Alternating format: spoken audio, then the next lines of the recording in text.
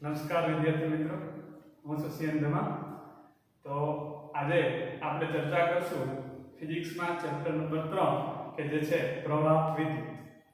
તો પ્રવાહ વિદ્યુત વિશે આપણે છે ચર્ચા શરૂ કરીએ. અગાઉ તમે ધોરણ 10 માં આ ચેપ્ટર વિશે ઘણું બધું શીખ્યા હશો. આપણે એનાથી વધારે વિશેષ આ ચેપ્ટરમાં અહીં આપણે જોવાનું છે. તો વાત કરીએ પ્રવાહ વિદ્યુત એટલે શું ત્યાંથી. તો મિત્રો તમે ચેપ્ટર નંબર 1 માં વિદ્યુત ભારો વિશે અભ્યાસ છે શરૂ કર્યો હશે. તો વિદ્યુત પ્રવાહ જ્યાં તમે વાત કરતા હશો એ સ્થિત વિદ્યુત શાસ્ત્ર વિશે વાત કરશો. અહીં આપણે વિદ્યુત પ્રવાહમાં આ વિદ્યુત ભારો ગતિમાં આવે તો શું થાય, એના દ્વારા કેવી અસરો આપણને મળે, એના વિશે આપણે અભ્યાસ કરવાનો છે. તો રાઈટ, સૌથી પહેલા આપણે વિદ્યુત પ્રવાહ એટલે શું એના બેઝિક થી વાત કરીએ તો વિદ્યુત પ્રવાહનું નિર્માણ જે છે એ વિદ્યુત ભારોની ગતિને કારણે થાય છે. વિદ્યુત ભારોની ગતિને કારણે તમે જે ચેપ્ટર નંબર 1 માં વિદ્યુત ભાર વિશે જે અભ્યાસ કરશો ત્યાં સ્થિત વિદ્યુત શાસ્ત્રની ચર્ચા કરશો. ત્યાં તમે વિદ્યુત ભારોની સ્થિર અવસ્થા વિશે અભ્યાસ કરવાના છો. પણ આ સ્થિર વિદ્યુત ભારો છે એ જો ગતિમાં આવે તો તે વિદ્યુત પ્રવાહનું નિર્માણ કરે છે. ખ્યાલ આવે છે? બરાબર. તો સૌથી પહેલા થોડી બેઝિક ચર્ચા ચેપ્ટર નંબર 1 કે વિદ્યુત ભાર એટલે શું તમે તો કરી હશે, પણ ફરીથી કહી દઈએ તો વિદ્યુત ભાર એટલે શું. આ વિદ્યુત ભારની ગતિને કારણે વિદ્યુત પ્રવાહ રચાય છે. પણ વિદ્યુત ભાર એટલે શું તો તમને ખ્યાલ હશે કે વિદ્યુત ભાર એ એક એવો મૂળભૂત આંતરિક ગુણધર્મ છે કે જેને કારણે કણ અથવા તો પદાર્થ છે વિદ્યુત બળ અનુભવે છે. કયું બળ? વિદ્યુત બળ. આ વિદ્યુત બળ લાગવા પાછળનું કારણ જે છે એ છે પદાર્થ પરનો વિદ્યુત ભાર. જેમ તમે સૌ જાણો છો એમ કે કોઈ પણ પદાર્થ જે ગુરુત્વાકર્ષી બળ તો કે પદાર્થના દળને કારણે અનુભવે છે, તેવી રીતે પદાર્થ એક બીજું બળ કે જે વિદ્યુત બળ છે એ પણ અનુભવે છે. એ ક્યારે? જો એ વિદ્યુત ભાર ધરાવતો હોય તો, અધરવાઇઝ નહીં. તો વિદ્યુત ભાર એ પદાર્થનો એવો મૂળભૂત આંતરિક ગુણધર્મ છે કે જેને કારણે તે પદાર્થ છે એ વિદ્યુત બળ અનુભવે છે. તો હવે પ્રશ્ન એ થાય કે બધા જ પદાર્થ આવો મૂળભૂત આંતરિક ગુણધર્મ ધરાવે છે? બધા જ પદાર્થો પાસે વિદ્યુત ભાર હોય તો કેમ ના? એવું નથી. આપણે સૌ જાણીએ છીએ કે દરેક પદાર્થ શેનો બનેલો છે ભાઈ? કોઈ દરેક પદાર્થ છે એના મૂળભૂત કણ એટલે કે અણુ પરમાણુ કે આયનોનો બનેલો છે. આ અણુ પરમાણુ શેના બનેલા છે ભાઈ? તો કે મૂળભૂત કણોના. આવા મૂળભૂત કણો તો કે 100 કેટલા છે, જેમાંથી પરિચિત છે અથવા તો વધારે મહત્વ ધરાવતા કણો તમે જાણો છો ઇલેક્ટ્રોન, પ્રોટોન અને ન્યુટ્રોન છે. તો આ જે મૂળભૂત કણો છે 100 કેટલા, એમાંથી અમુક કણો છે એ આવો મૂળભૂત આંતરિક ગુણધર્મ ધરાવે છે, વિદ્યુત ભારનો મૂળભૂત આંતરિક ગુણધર્મ. જેમાંથી અગત્યના કણો આપણે વાત કરી કે ઇલેક્ટ્રોન, પ્રોટોન અને ન્યુટ્રોન. તો ઇલેક્ટ્રોન છે એ આવો મૂળભૂત આંતરિક ગુણધર્મ ધરાવે છે, મતલબ કે ઇલેક્ટ્રોન છે વિદ્યુત ભાર ધરાવે છે, પ્રોટોન પણ વિદ્યુત ભાર ધરાવે છે, જ્યારે ન્યુટ્રોન છે વિદ્યુત ભાર ધરાવતો નથી. બધું ચેપ્ટર નંબર 1 માં તમે ચર્ચા કરશો. અહીંયા ખાલી બ્રીફલી માહિતી આપતા. બરાબર. તો આવા મૂળભૂત કણો છે એ આવો વિદ્યુત ભારનો ગુણધર્મ ધરાવે છે. તેમાંથી ઇલેક્ટ્રોન અને પ્રોટોન આ બંને આ વિદ્યુત ભારનો ગુણધર્મ ધરાવે છે. ન્યુટ્રોન વિદ્યુત ભારનો ગુણધર્મ ધરાવતો નથી. એટલે કે ન્યુટ્રોન વિદ્યુતની દ્રષ્ટિએ તટસ્થ છે તેમ કહેવાય. તમે સૌ જાણો છો એમ કે ઇલેક્ટ્રોન પરનો વિદ્યુત ભાર જે છે કે -e એટલે કે -1.6 × 10⁻⁹ કુલમ્બ છે. ઇલેક્ટ્રોન પરનો વિદ્યુતભાર અને પ્રોટોન પરનો વિદ્યુતભાર બંને સમાન મૂલ્યના પરંતુ વિરુદ્ધ પ્રકારના છે. રૈવાહિક રીતે પ્રોટોન પરના વિદ્યુતભારને ધન લેવામાં આવેલ છે અને ઇલેક્ટ્રોન પરના વિદ્યુતભારને ઋણ લેવામાં આવેલ છે. તમને ખ્યાલ હશે. તો પ્રોટોન પરનો વિદ્યુતભાર બરાબર પ્લસ E. આ E છે સંજ્ઞા છે ઇલેક્ટ્રોન કે પ્રોટોન પરના વિદ્યુતભારની, જેનું મૂલ્ય છે 1.6 * 10⁻⁻⁹ કુલમ. તો આ વિદ્યુતભાર વિશે તમે ચેપ્ટર નંબર 1 માં વાત કરવાના છો. આપણે વાત કરીએ પ્રવાહ વિદ્યુત. તો આ વિદ્યુતભાર જ્યારે ગતિમાં આવે, વિદ્યુતભાર એટલે કોણ? વિદ્યુતભાર ગતિમાં આવે એટલે કોણ ગતિમાં આવે? તો કે આવા વિદ્યુતભાર કોણ? વિદ્યુતભાર ગતિમાં આવે એટલે કોણ ગતિમાં આવે?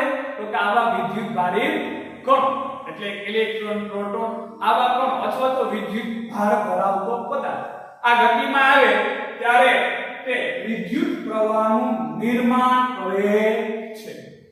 બરાબર? આવા વિદ્યુત પ્રવાહનું નિર્માણ કુદરતમાં પણ ઘણી વખત થતું હોય છે. કુદરતી રીતે પણ આવા વિદ્યુત પ્રવાહનું નિર્માણ થતું હોય છે, જે તમે તાજેતરમાં જોયેલું છે.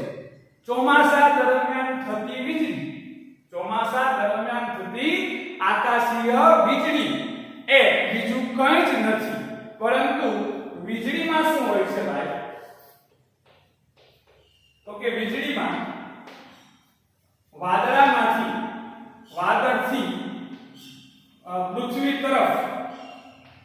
પૃથ્વી તરફ વાતાવરણ મારફતે પસાર થઈ વાતાવરણમાંથી વિદ્યુત ભારોનું વહન થાય છે. વિદ્યુત ભારોનું વહન થાય છે. જે ચોમાસા દરમિયાન તમે વીજળી જોવો છો, વીજળીનો ચમકારો જોવો છો, એ બીજું કંઈ જ નથી. વાદળોમાંથી વિદ્યુત ભારોનું વહન પૃથ્વી તરફ વાતાવરણ મારફતે થાય છે, જે તમને પ્રકાશીય લીસોટા સ્વરૂપે જોવા મળે છે. એ વીજળી છે. પરંતુ આ વીજળીમાં વિદ્યુત પ્રવાહનું વહન સ્થાયી હોતું નથી. એક ક્ષણિક જ હોય છે, જે તમે સૌ જાણો છો. તો વીજળી જે છે એમાં વિદ્યુત પ્રવાહનું અસ્થાયી વહન. કેવું વહન હોય છે? અસ્થાયી અથવા તો સ્થાયી હોતું નથી. સ્થાયી હોતું નથી. કેવું હોય છે? ક્ષણિક હોય છે. કેવું હોય છે? ક્ષણિક. વીજળીમાં વિદ્યુત ભારોની ગતિ એ સ્થાયી હોતી નથી. જેમ નદી હોય, નદી એમાં પાણીનો સ્થાયી પ્રવાહ, એક સરખો પ્રવાહ વહેતો હોય, એવું વહન આમાં નથી હોતું. ક્ષણિક જ હોય છે, કન્ટિન્યુ હોતું નથી. સ્થાયી. અને સારું છે, તમે જાણો છો કન્ટિન્યુ જો હોય તો શું થાય? એની વિનાશકારી અસરો પણ તમને ખ્યાલ જ છે ભાઈ.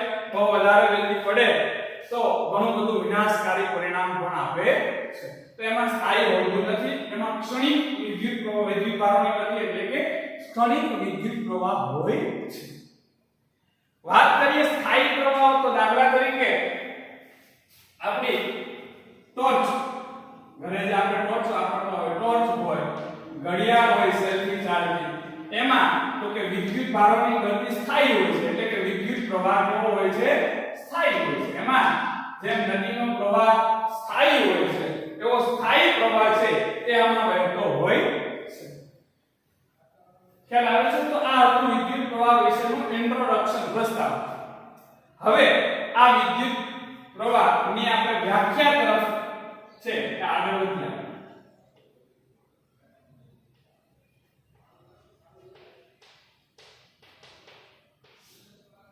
તો પ્રશ્ન એવો છે કે કોઈ પદાર્થ હોય એમાંથી વિદ્યુત પ્રવાહ વહી રહ્યો છે તેવું ક્યારે કહેવાય? આપણે હમણાં જ કીધું ભાઈ, વિદ્યુત પ્રવાહનું નિર્માણ કેવી રીતે થાય છે? તો કે વિદ્યુત ભારોની ગતિને કારણે. વિદ્યુત પ્રવાહનું નિર્માણ કેવી રીતે થાય છે? તો કે વિદ્યુત ભારોની ગતિને કારણે. આ વિદ્યુત ભારો ગતિમાં આવે એટલે વિદ્યુત પ્રવાહ વહે છે એમ કહેવાય. કીધું કે નહીં? તો કે કીધું. હવે આપણે વાત કરીએ કે કોઈ પદાર્થ છે એમાં આ વિદ્યુત પ્રવાહ વહે છે તેવું ક્યારે કહેવાય, કેવી રીતે વહેશે એ પછી ચર્ચા કરીએ. પહેલા પસાર થાય છે વાહકના પ્રવાહ કે નહીં તેવું ક્યારે કહેવાય. તો એના માટે આપણે વાહકને ધ્યાનમાં લઈએ. દાખલા તરીકે ધારો કે એક લંબઘન ટુકડો વાહક પદાર્થનો, શેનો ભાઈ, તો વાહક પદાર્થનો, કોઈ પણ વાહક પદાર્થ લઈ લો, એલ્યુમિનિયમ, લોખંડ, કોપર, કોઈ પણ એક વાહક પદાર્થ તમે લઈ લો. આ એક વાહક પદાર્થનો લંબઘન ટુકડો છે ભાઈ, આ ઓરડામાં પડેલો છે, ટેબલ ઉપર પડ્યો છે ભાઈ. તો આ ટુકડો છે એ વિદ્યુત ભાર ધરાવે છે કે નહીં? પ્રશ્ન નંબર 1, આ ટુકડો વિદ્યુત ભાર ધરાવે છે કે નહીં? તો કે સામાન્ય સંજોગોમાં, કેવા સંજોગોમાં ભાઈ? સામાન્ય સંજોગોમાં કોઈ પણ પદાર્થ વિદ્યુત ભાર, ચોખ્ખો વિદ્યુત ભાર, કેવો વિદ્યુત ભાર? ચોખ્ખો વિદ્યુત ભાર ધરાવતો નથી. સામાન્ય સંજોગોમાં કોઈ પણ પદાર્થ પરિણામી વિદ્યુત ભાર અથવા તો ચોખ્ખો વિદ્યુત ભાર ધરાવતો નથી.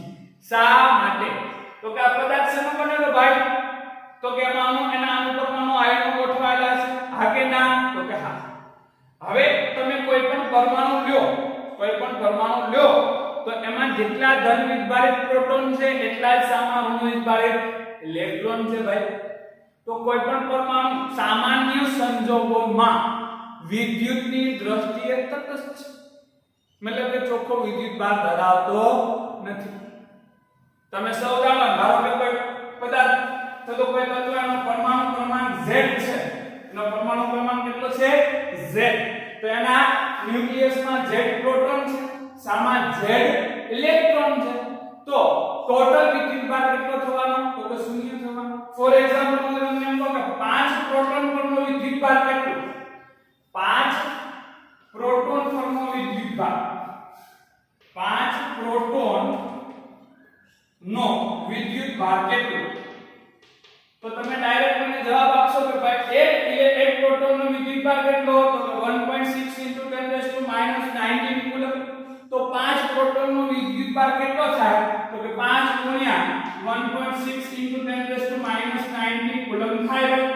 સામે 5 ઇલેક્ટ્રોન નો વિદ્યુત ભાર કેટલો? 5 ઇલેક્ટ્રોન નો વિદ્યુત ભાર કેટલો? તો તમે ડાયરેક્ટ કહેશો કે -5 ગુણ્યા 1.6 * 10⁻⁹ કુલમ. તો તમે મને કહો કે કુલ વિદ્યુત ભાર કેટલો થશે ભાઈ? 5 ઇલેક્ટ્રોન અને 5 પ્રોટોન નો કુલ વિદ્યુત ભાર, તો તમે કહેશો શું? તો કોઈ પણ પરમાણુમાં જેટલા પ્રોટોન છે એટલા ઇલેક્ટ્રોન છે. તો કોઈ પરમાણુ છે એ સામાન્ય સંજોગોમાં વિદ્યુતની દ્રષ્ટિએ તટસ્થ છે. તો આવા ગમે તેટલા પરમાણુ આની અંદર હોય પણ દરેક પરમાણુ વિદ્યુતની દ્રષ્ટિએ તટસ્થ છે.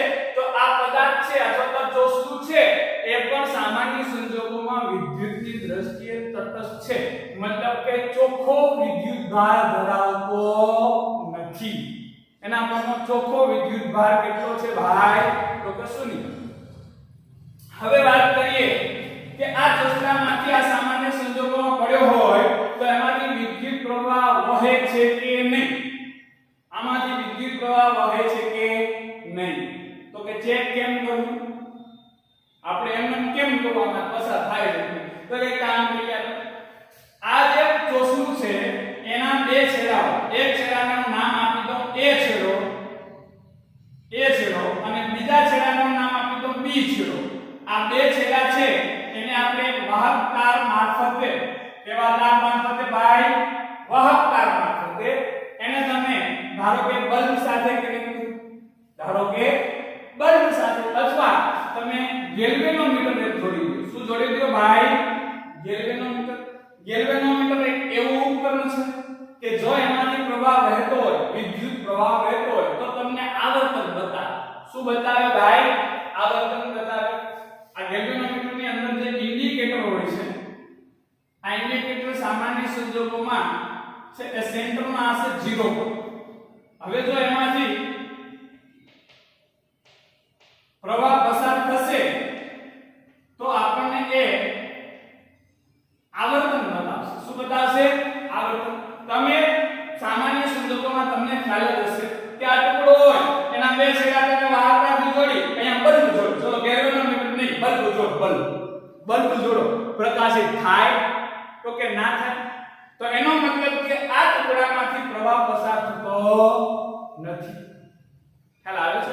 તો સામાન્ય સંજોગોમાં આ ટુકડામાંથી વિદ્યુત પ્રવાહ પસાર થતો નથી. તો હવેની વાત કરીએ આપણે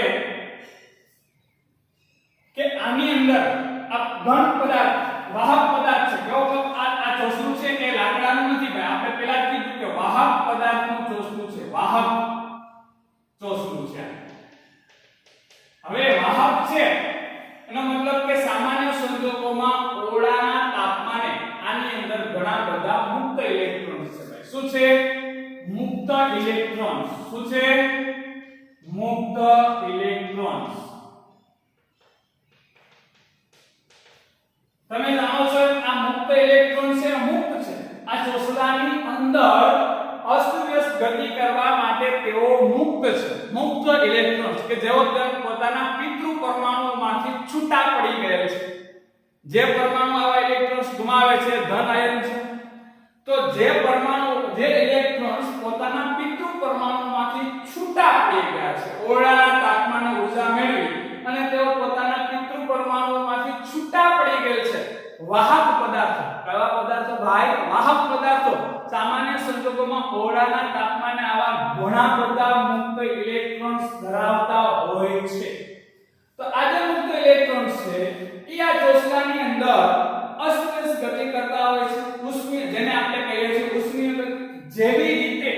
જેવી રીતે એક વાયુ પાત્ર હોય એની અંદર વાયુ ભરેલો હોય અને વાયુના અણુઓ પાત્રની અંદર બિલકુલ અસ્તવ્યસ્ત ગતિ કરતા હોય છે, તેવી જ રીતે આ મુક્ત ઇલેક્ટ્રોન્સ આ ચોસલાની અંદર ઉષ્મીય ગતિ, ટોટલ અસ્તવ્યસ્ત ગતિ કરતા હોય છે. તો આપણે સૌથી પહેલા શું કીધું જુઓ કે વિદ્યુત ભારોની ગતિને કારણે કોનું નિર્માણ થાય છે ભાઈ? વિદ્યુત પ્રવાહનું નિર્માણ થાય છે. તો આ ચોસલાની અંદર આ મુક્ત ઇલેક્ટ્રોન્સ એટલે વિદ્યુત ભારિત કોણ? હા કે ના? તો કે હા. ઇલેક્ટ્રોન્સ છે એ વિદ્યુત ભારિત કોણ છે કે નહીં? તો કે છે. કે આ ચોસલાની અંદર શું કરે છે? મુક્ત ઇલેક્ટ્રોન્સ છે અસ્તવ્યસ્ત ગતિ કરે. તો થઈ કે ના થઈ ગતિ ભાઈ વિદ્યુત ભારોની ગતિ? થઈ કે ના થઈ? તો કે થઈ.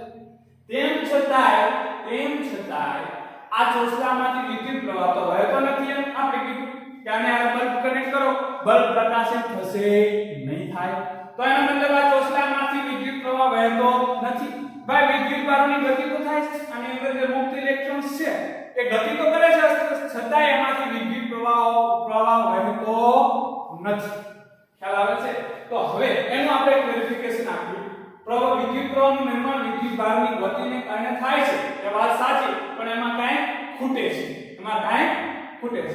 તો હવે આપણે એનું ક્લેરિફિકેશન આપીએ કે આની અંદર મુક્ત ઇલેક્ટ્રોન્સ જે ગતિ કરે છે છતાંય આમાંથી વિદ્યુત પ્રવાહ તો વહેતો નથી. એનું ક્લેરિફિકેશન આપીએ કે શા માટે? તો આપણે હમણાં કીધું કે આની અંદર જે મુક્ત ઇલેક્ટ્રોન્સ ગતિ કરે છે કેવી ગતિ કરે છે? કોઈ પર્ટિક્યુલર એક જ ડાયરેક્શનમાં ગતિ કરે છે, એક જ દિશામાં ગતિ કરે છે? તો કે ના.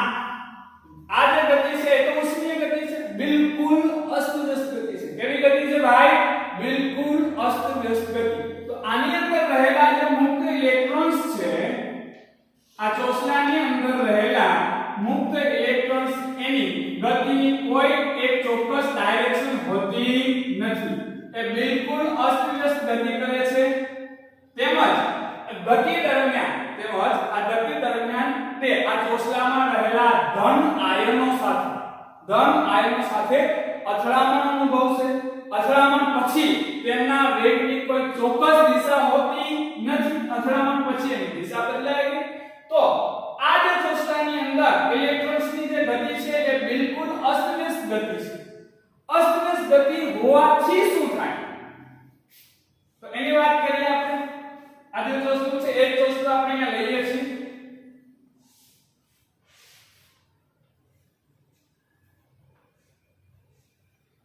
મુક્ત ઇલેક્ટ્રોન્સની અસ્તવ્યસ્ત ગતિને કારણે શું થાય છે? તો કે તમે કોઈ પણ એક આડછેદ વિચારો, વિદ્યુત ભારની ગતિની દિશાને લંબ કોઈ આડછેદ વિચારો, તો અસ્તવ્યસ્ત ગતિ થાય છે તો કે આપેલ સમયમાં જેટલા ઇલેક્ટ્રોન કોઈ એક દિશામાં પસાર થાય છે તેટલા જ ઇલેક્ટ્રોન એનાથી વિરુદ્ધ દિશામાં પસાર થતા હોય છે. શું કામ? તો કે અસ્તવ્યસ્ત ગતિ કેવી ગતિ છે? અસ્તવ્યસ્ત. આનો સરેરાશ વેગ શૂન્ય થાય. આ બધા ઇલેક્ટ્રોનની બિલકુલ અસ્તવ્યસ્ત ગતિ ઉષ્મીય ગતિ છે. એને કારણે એના વેગની કોઈ ચોક્કસ દિશા હોતી નથી. એટલે આ બધા ઇલેક્ટ્રોનનો સરેરાશ વેગ કરો તો શૂન્ય થાય. તેથી આ આડછેદમાંથી આપેલ સમયમાં જેટલા ઇલેક્ટ્રોન કોઈ એક દિશામાં પસાર થાય છે તેટલા જ ઇલેક્ટ્રોન તેનાથી વિરુદ્ધ દિશામાં પસાર થતા હોવાથી આ આડછેદમાંથી પસાર થતો ચોખ્ખો વિદ્યુત ભાર શૂન્ય થાય. આડછેદમાંથી પસાર થતો પરિણામી વિદ્યુત ભાર અથવા ચોખ્ખો વિદ્યુત ભાર, પરિણામી વિદ્યુત ભાર તો કે શૂન્ય. ખ્યાલ આવ્યો શા માટે શૂન્ય ભાઈ? તો કે આપેલ સમયમાં જેટલા ઇલેક્ટ્રોન કોઈ એક દિશામાં પસાર થાય છે તેટલા જ સમયમાં તેટલા જ ઇલેક્ટ્રોન તેના કરતા વિરુદ્ધ દિશામાં પસાર થાય છે. તેથી આડછેદમાંથી પસાર થતો પરિણામી વિદ્યુત ભાર શૂન્ય, એટલે કે અહીં વિદ્યુત પ્રવાહ વહેતો નથી. તેથી એમ કહેવાય કે વિદ્યુત પ્રવાહ વહેતો નથી.